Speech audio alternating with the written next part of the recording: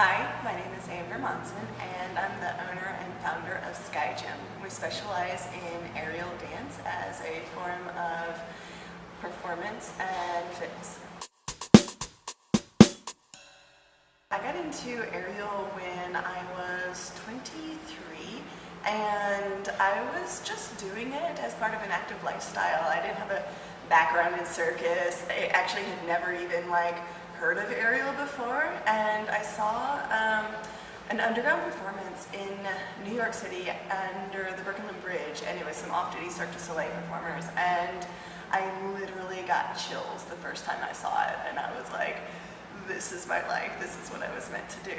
And when I started, it was so new to it wasn't in the popular culture, and so I basically had to travel all over the country to get my training, and it was super underground, and you had to be in the circus families and be connected, and you really had to work hard to get into it, but I was obsessed with it, as I still am, and so it was totally worth it to me. I had a background in rock climbing and a little bit in dance. I've always loved dancing. It's been a passion of mine. I'm not necessarily professionally trained, but just moving my body into music. And then in rock climbing, it was a big part of my life in college, and I already had quite a bit of grip strength and upper body strength, so transitioning into aerial was pretty smooth for me. Definitely flexibility was one of my harder things that I had to work on, but yeah, I was just doing it for fun when I first got into it. My first aerial teacher, Kasumi, is one of my biggest influences. When she started working with me, we developed a routine right off the bat, and I was able to perform it and fell in love with it. But she was really the person to stress to me the safety of being able to do this for a lifetime. It's interesting because when I got into the community, there was this whole backlash of traditional artists versus more modern artists, where the traditionalists wanted to own the moves that were sort of in a public domain, and they were really kind of upset about people, emerging artists, performing, and so there was sort of some strife in the community, but as it grows and matures, I think people are starting to realize that we all have the same passion, and we all love it in a way that is productive and beautiful, and so that we can all work together rather than be separated.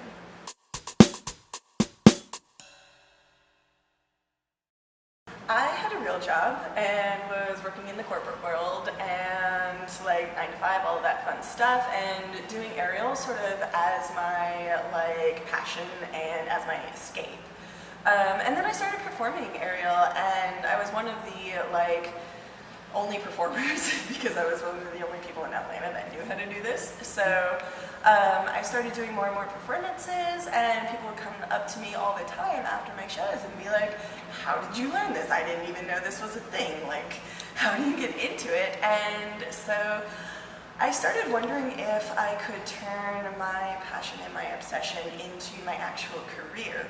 And I started thinking about what if I went through teacher training and actually opened my own studio and was able to combine performing and teaching to make enough money to sustain myself on just doing my art.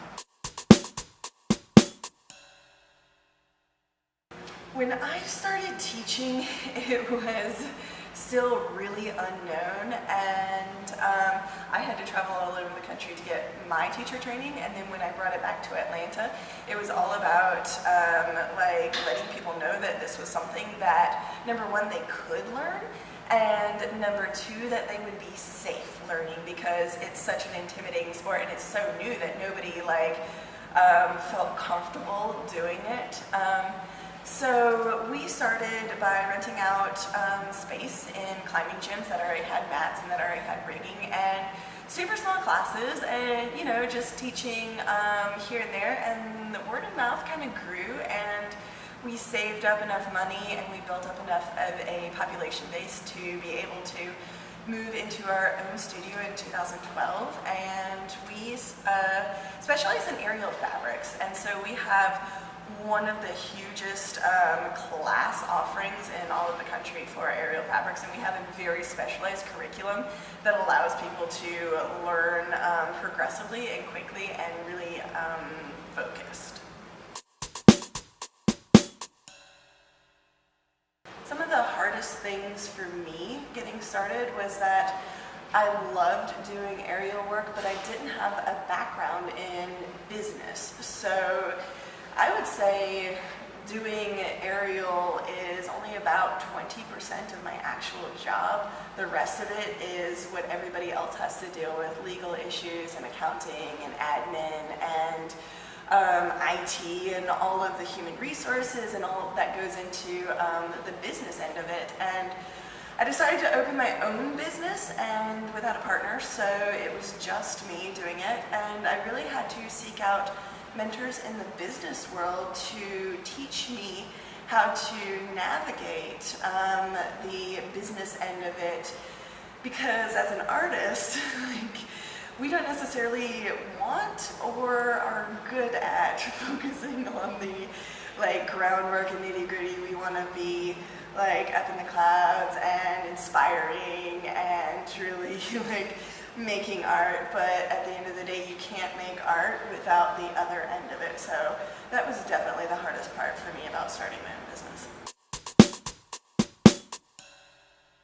For others looking to follow their dream, number one, you have to love it. It is incredibly hard work, and you're never going to have a day off, and you're going to be dedicating yourself to it to the exclusion of basically everything else in your life. So you have to be able to accept that and love it enough to do it. Otherwise, you should consider how much you're going to be sacrificing. But if you do love it that much, then you never work a day in your life.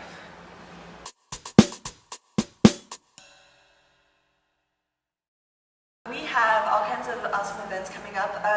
Sky Jam is a monthly showcase of our students, so you'll see all kinds of different experience levels and showcases, and it's cool. It's a relaxed environment, drinking wine, hanging out, and watching shows.